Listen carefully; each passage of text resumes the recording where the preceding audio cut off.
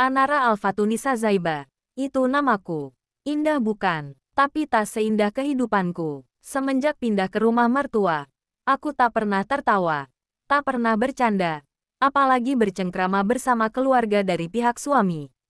Karena itulah, aku sering berbohong agar bisa keluar dari rumah yang mirip penjara. Ralat, sepertinya penjara akan lebih nyaman dibanding rumah mertua. Nara, di mana baju gamis biru yang kau cuci tempo hari? Teriakan wanita parubaya itu menghentikan aktivitasku. Sejak menjadi menantu, semua pekerjaan rumah dialihkan padaku. Ibu mertua sengaja tak melanjutkan kontrak pembantu sebelumnya, sebab aku sudah ada di rumah ini. Terkadang, aku merasa menjadi pembantu berkedok menantu.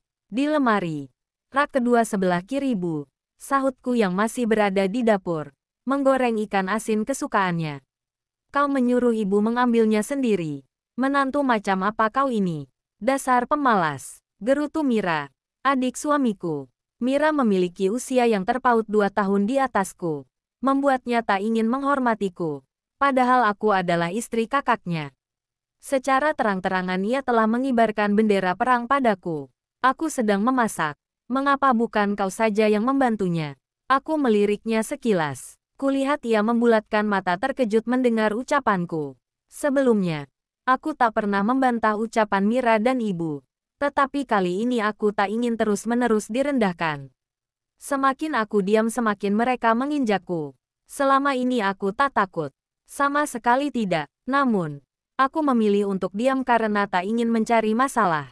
Akan tetapi, kesabaranku sepertinya sudah menipis. Gelar menantu pembangkang dan pemalas sudah tertanam di pikiran orang-orang yang tak tahu menahu kebenaran. Mereka seakan terlalu asyik bercerita tentang orang lain, tanpa harus bertanya tentang kebenarannya. Mengapa? Karena bergosip adalah kesenangan bagi orang-orang yang tak memiliki pekerjaan. Bagi mereka kebenaran tidaklah penting. Kau sudah berani membantah. Siapa yang mengajarimu? Kau harusnya tahu diri. Tugas menantu memang seperti itu bukan?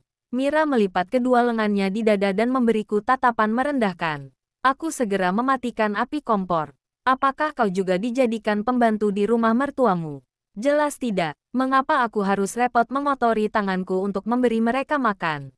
Aku tersenyum miring menanggapi ucapannya. Untung saja suara dengusanku tak terdengar.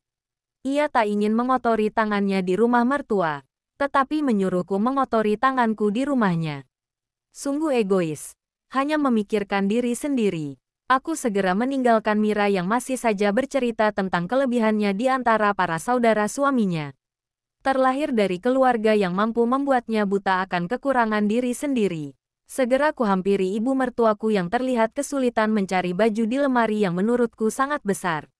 Apakah ia ingin menyaingi lemari selebriti kelas atas? Baju yang begitu banyak, apakah terpakai di kondisinya yang sudah menua?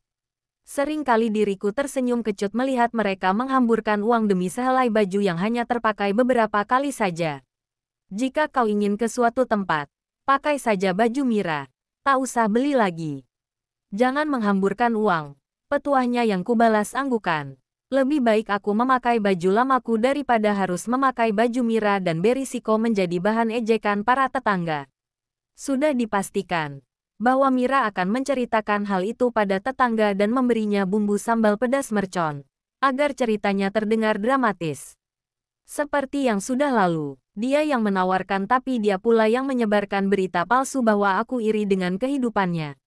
Sampai baju pun aku memaksa agar ia meminjamkan padaku. Kau juga harus berpenampilan menarik. Jangan hanya memakai baju yang itu-itu saja.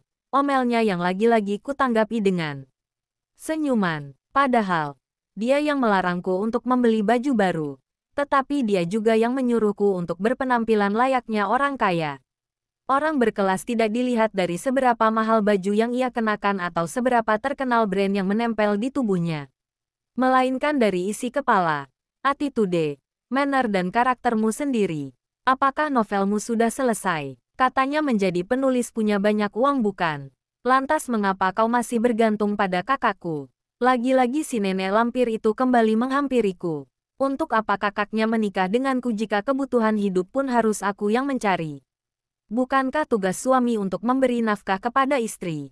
Kau juga seperti itu kan? Tanyaku dengan nada mengejek. Oh iya, meski sudah menikah, kau masih bergantung pada orang tua bukan? Lanjutku sambil menutup mulut berpura-pura syok akan kenyataan itu. Beraninya kau, teriakan beserta tamparan mendarat tepat di pipi kiriku. Dia anakku. Wajar jika aku membantunya. Daripada kau, tak memiliki ibu sehingga tak ada yang menjadi sandaranmu. Sakit, tidak, aku sudah kebal dengan segala bentuk pukulan fisik. Justru ucapannya lah yang membuatku kesakitan. Bukan mauku tak memiliki ibu. Bukan kehendakku sehingga ibu pergi meninggalkanku. Aku juga merindukan sosoknya. Tapi Tuhan sepertinya lebih menyayangi beliau. Ibu sudah tenang di sana. Ia tak merasa kesakitan lagi. Ingat Nara, kau hanya benalu di rumah ini. Seandainya Lydia saja yang menjadi menantuku. Harapnya yang kuaminkan dalam hati. Jika Lydia yang menjadi menantu perempuan di rumah ini, ibu harus mempekerjakan asisten rumah tangga. Karena ia tak akan mau mengerjakan semua pekerjaan rumah dan mengotori tangan cantiknya. Balasku dengan suara yang meninggi. Kau, masih saja membantah. Dasar, wanita tak tahu diri. Ya, sebut saja aku seperti itu. Hanya aku yang hina. Hanya aku yang tak pantas berada di keluarga ini. Keluarga toksik yang tidak ingin menghargai orang lain. Bagi mereka harta adalah segala-galanya. Kau kembali berselisih dengan ibu dan Mira. Aku mengerjap lalu menatapnya sejenak. Bukan hanya mertua dan ipar. Lelaki yang ada di hadapanku saat ini pun sering membuatku frustrasi. Pernikahan yang baru menginjak tahun pertama tak bisa kukatakan baik-baik saja. Sebulan setelah menikah dengannya aku dikagetkan dengan kenyataan bahwa dirinya ternyata memiliki perempuan lain. Pantas saja di malam pertama pernikahan, ia tak menyentuhku dan segera bergegas keluar dengan alasan pekerjaan.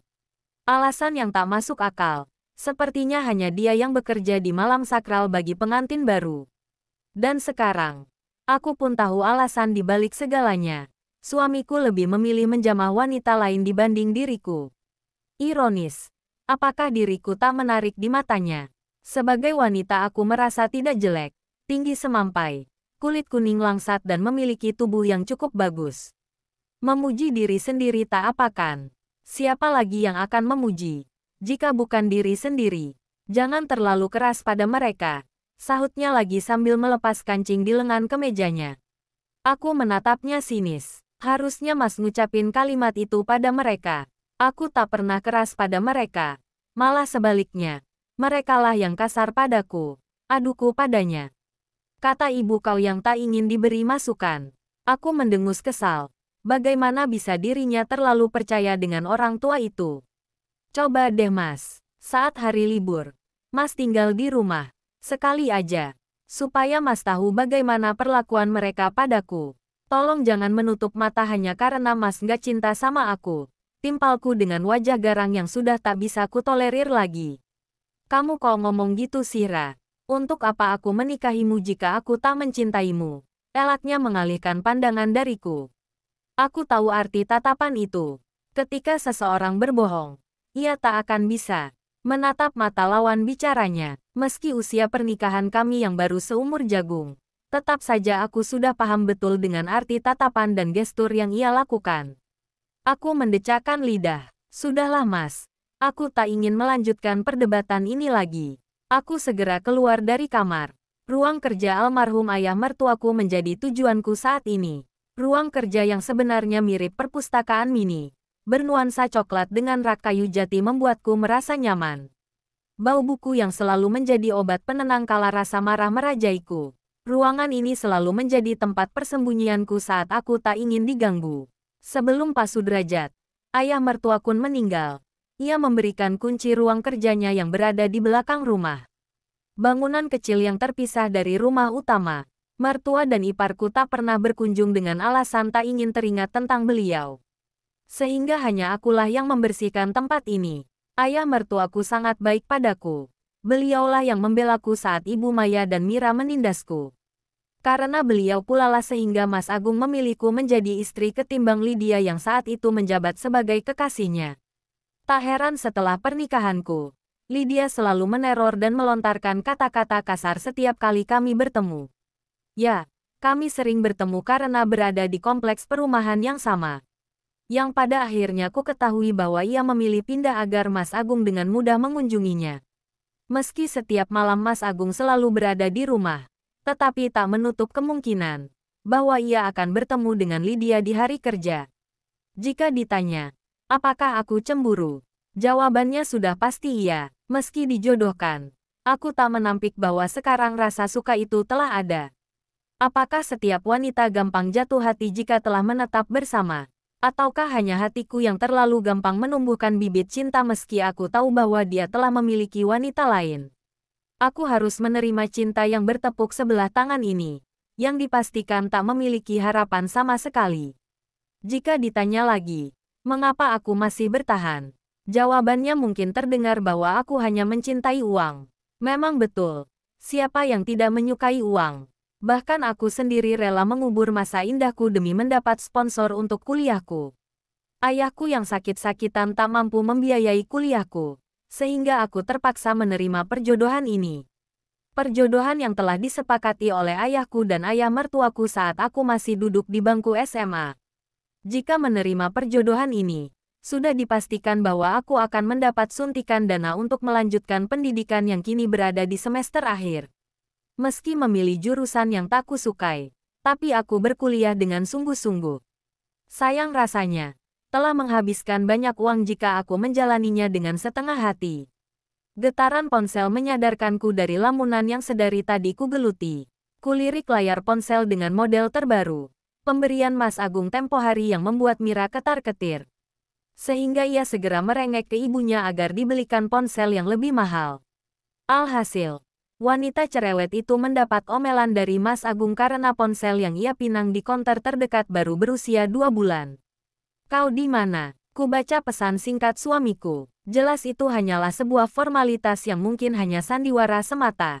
Aku sedang merevisi skripsi dan membutuhkan ketenangan. Ku kirim balasan untuk pesannya dan segera mematikan ponselku. Aku tak peduli dengannya. Ia juga tak akan marah dan khawatir jika aku tak ada di sisinya. Aku cukup muak dengan perhatiannya yang menurutku semu. Mas Agung seperti menutup mata dengan ketidaknyamanan yang selama ini kurasakan. Rasa cintaku padanya tertutupi dengan sejuta kekecewaan yang ia ciptakan untukku. Istri mana yang tak marah jika suaminya tertangkap basah bergandengan dengan wanita lain? Tak kecewa melihat suaminya tersenyum semeringah menatap gadis lain yang istri sah saja tidak pernah mendapatkannya. Aku pernah berkunjung ke salah satu kafe terkenal di daerahku untuk menemui teman-temanku. Niat awal ingin refreshing, justru membuatku makin overthinking. Mas Agung tak melihatku tapi aku juga berusaha agar tak terlihat olehnya. Untung saja para temanku tak memperhatikan orang-orang di sekitarnya. Mereka mengira kehidupan pernikahanku baik-baik saja seperti para pasangan pada umumnya. Aku terperanjat dari lamunanku saat mendengar suara daun pintu terbuka. Kulebarkan bola mata ketika melihat Mas Agung berada di ambang pintu. Untuk apa lagi dia kemari? Batinku bergemuruh. Kau mematikan ponselmu. Ia menghampiriku dengan air muka khawatir. Khawatir? Ah, tidak mungkin. Dia hanya lelah sehingga wajahnya terlihat lesu. Berharap bahwa laki-laki itu akan khawatir padaku. Sepertinya harapan yang terlalu tinggi dan mustahil kudapatkan. Lobet kayaknya. Bohongku berusaha mengelak. Aku berdiri mengambil salah satu buku di rak. Kau sedang apa di sini? Matanya menelusuri setiap sudut ruangan ini. Aku menunjuk laptop yang telah menyala di atas meja. Tuh, buat skripsi.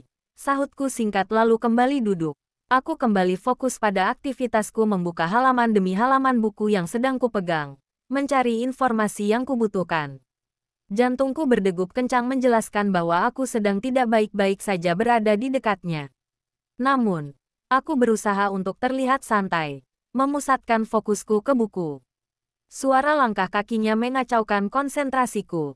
Kulirik kakinya yang makin mendekat ke arahku.